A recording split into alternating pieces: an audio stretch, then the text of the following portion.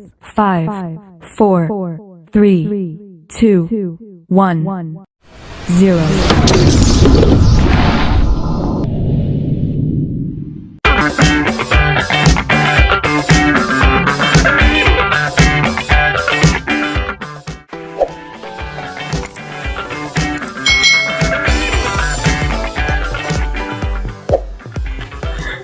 Hai, selamat datang kembali di channel YouTube Kak Citra. Apa kabarnya adik-adik semuanya?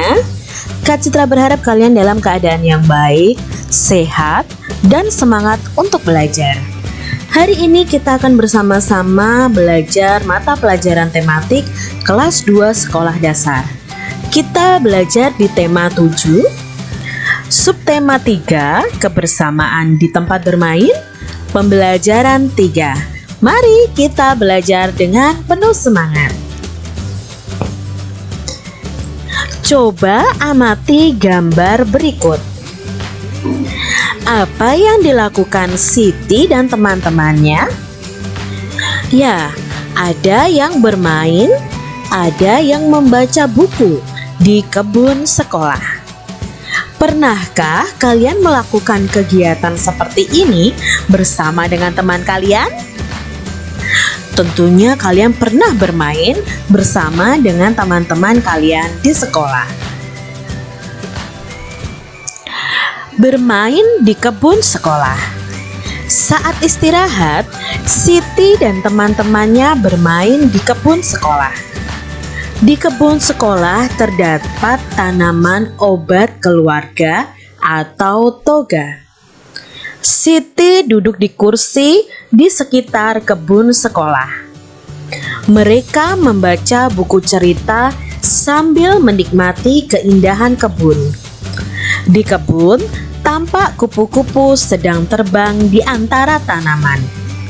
Dayu menyukai buku cerita binatang. Yuk kita simak dongeng Kupu-Kupu Berhati Mulia. Adik-adik penasaran tentang dongeng fabel ini? Ayo kita simak adik-adik. Dikisahkan pada suatu hari yang cerah, ada seekor semut berjalan-jalan di kebun sekolah. Ia sangat senang karena bisa berjalan-jalan melihat kebun sekolah yang sangat indah. Sang semut berkeliling kebun sekolah sambil menyapa binatang-binatang yang berada di kebun sekolah itu. Ia melihat sebuah kepompong yang menggantung di ranting. Sang semut mengejek bentuk kepompong yang jelek dan tidak bisa pergi kemana-mana. Hei kepompong, alangkah buruk nasibmu. Kamu hanya bisa terdiam dan tergantung di situ. Ayo jalan-jalan. Lihat kebun sekolah yang luas dan indah ini. Bagaimana nasibmu bila ranting itu patah?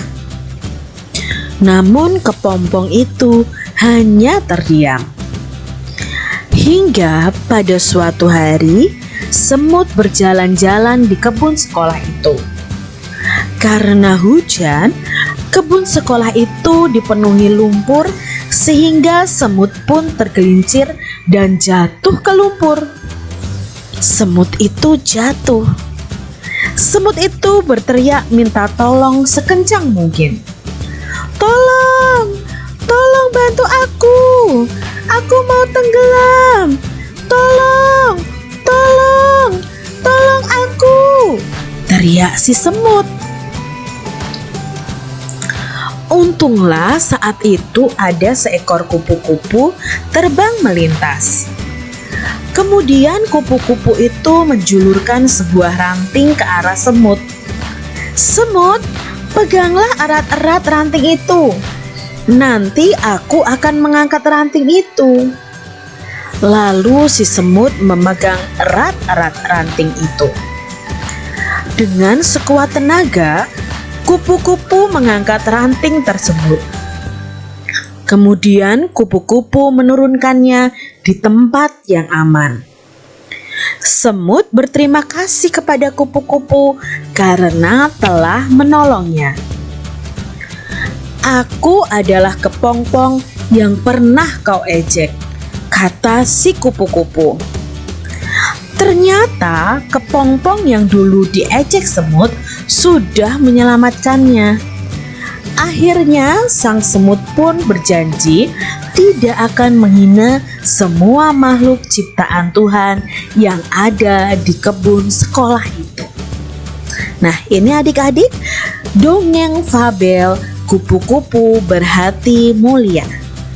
Dalam dongeng ini, awalnya sebelum menjadi kupu-kupu, dia adalah seekor kepompong. Nah, kepompong ini diejek oleh si semut. Si semut ini mengejek bahwa kepompong itu jelek, tidak bisa kemana-mana.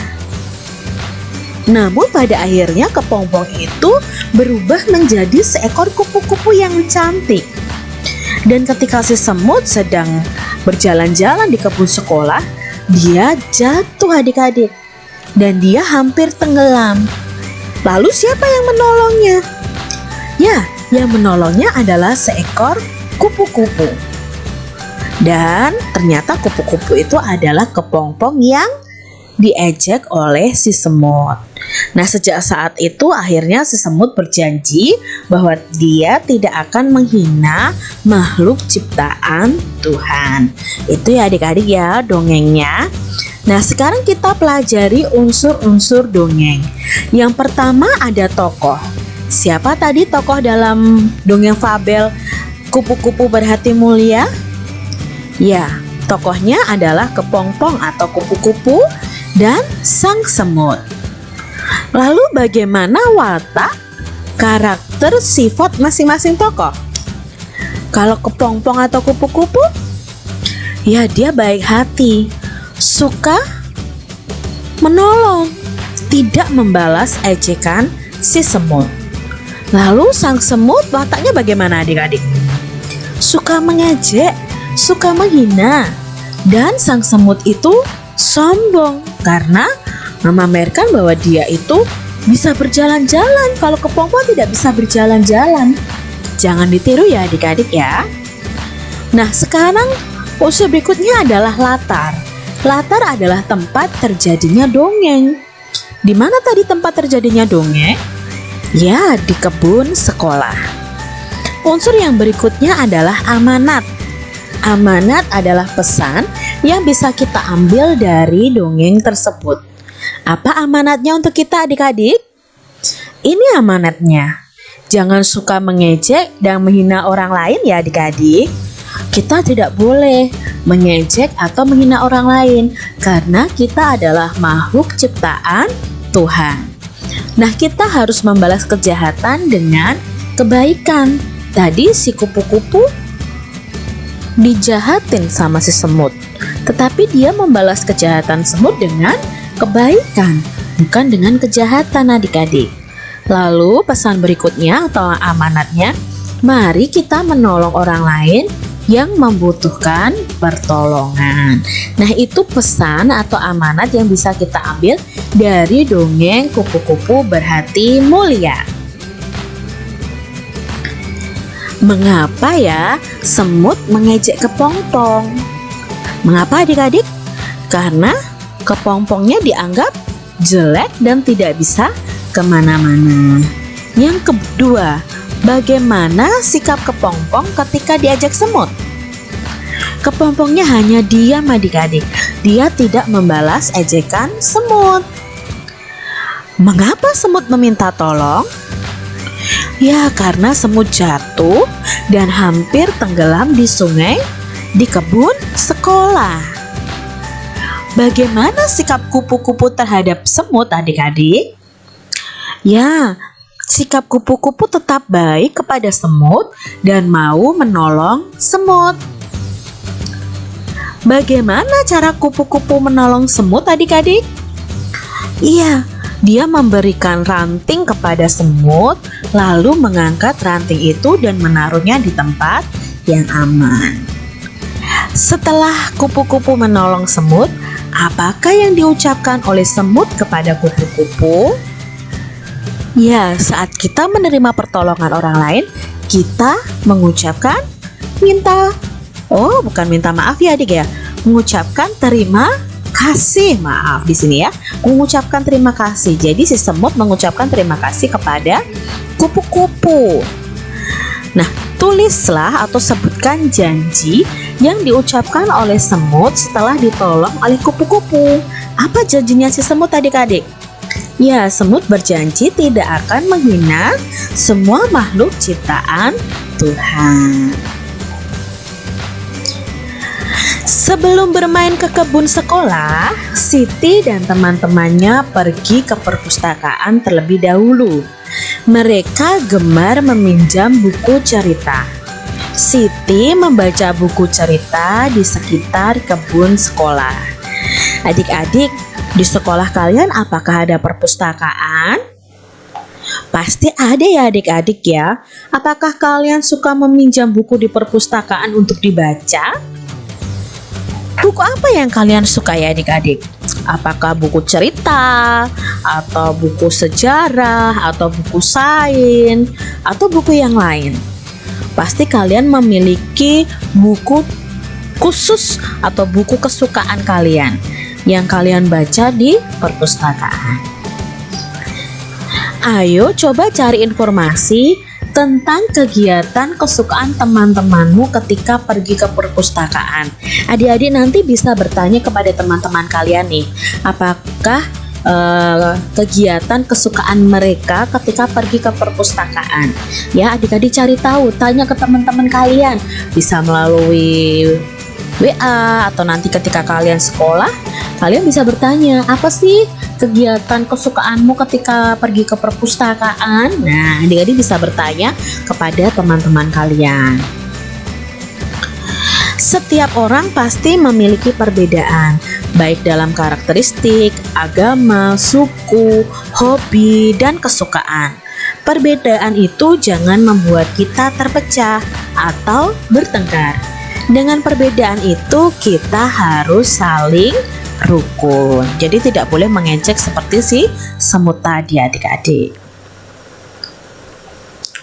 Di meja perpustakaan terdapat tumpukan buku. Ada yang terdapat 2 buku, ada yang berisi 3 buku, dan ada yang berisi 4 buku. Nah, di sini ada gambar buku adik-adik. Buku yang berdiri dapat dinyatakan dengan pecahan. Gambar ini ada 2 buku. Nah, lalu buku yang berdiri itu hanya ada 1. Maka buku yang berdiri dapat dinyatakan dengan pecahan, ya, pecahan 1/2.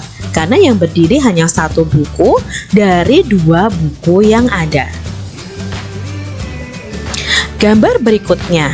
Di sini ada berapa buku ya adik-adik ya? Iya, ada 4 buku. Buku warna merah dari tumpukan buku di samping dapat dinyatakan dengan pecahan. Buku yang berwarna merah ada berapa adik-adik? Ada 1 dari 4 buku yang ada. Berarti dapat dinyatakan dengan pecahan 1/4. Berikutnya, ada 2 buku. Buku yang memiliki pita dari kumpulan buku di samping dapat dinyatakan dengan pecahan. Yang memiliki pita hanya buku berwarna hijau, hanya ada 1 buku dari 2 buku yang ada, maka dapat dinyatakan dengan pecahan 1/2. Lalu di sini ada 3 buku berwarna ungu, biru, dan merah. Buku yang memiliki pita dari kumpulan buku di samping dapat dinyatakan dengan pecahan. Yang memiliki pita hanya 1, yaitu buku yang berwarna merah. Dari 3 buku yang ada, maka dapat dinyatakan dengan pecahan 1/3. Berikutnya, Siti mengambil salah satu buku dari buku di samping. buku yang diambil Siti dari kumpulan di samping dapat dinyatakan dengan pecahan. Jadi Siti hanya mengambil satu buku saja dari ketiga buku ini yang ada. Berarti buku yang diambil Siti bisa dinyatakan dengan pecahan, ya, pecahan 1/3. Mudah kan adik-adik? Nah, kita lanjutkan ya. Pada setiap tumpukan buku paling atas bertanda X atau silang. Pasangkanlah bilangan pecahan yang sesuai dengan pecahan yang menunjukkan banyak buku yang bertanda X pada tumpukan buku berikut ini. Nah, sekarang kita lihat adik-adik yang gambar pertama. Gambar ini adik-adik ya. Nah, ini yang tanda X atau silang hanya satu buku dari 3 buku yang ada. Maka bisa dinyatakan dengan pecahan 1/3. Lalu gambar yang kedua, ini ada berapa tumpukan buku ya adik-adik ya? 1, 2, 3, 4, 5. Nah, yang diberi tanda X hanya 1. Seharusnya pecahannya adalah 1/5, tapi karena di sini tidak ada, maka dia tidak bisa dipasangkan. Sekarang gambar yang ketiga ada 2 buku, hanya satu buku yang diberi tanda silang. Berarti gambar ini dapat ditunjukkan dengan pecahan, ya, pecahan 1/2. Gambar yang terakhir, kita lihat nih gambar yang terakhir adik-adik. Ada berapa tumpukan buku? Ya, ada 3 tumpukan buku. Nah, buku yang diberi tanda silang atau tanda X hanya 1 dari 4 tumpukan buku yang ada.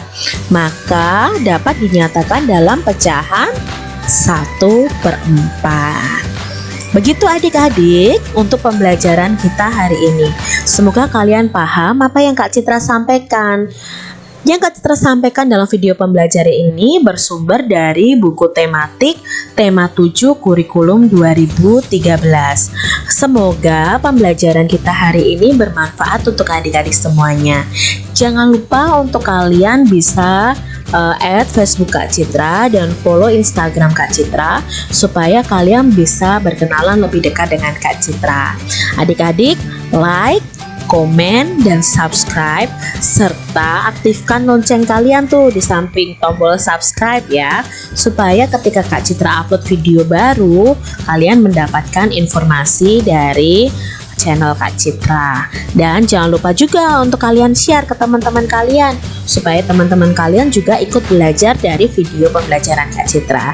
Sampai jumpa kembali dalam video pembelajaran selanjutnya, dan Tuhan memberkati. Sampai jumpa adik-adik.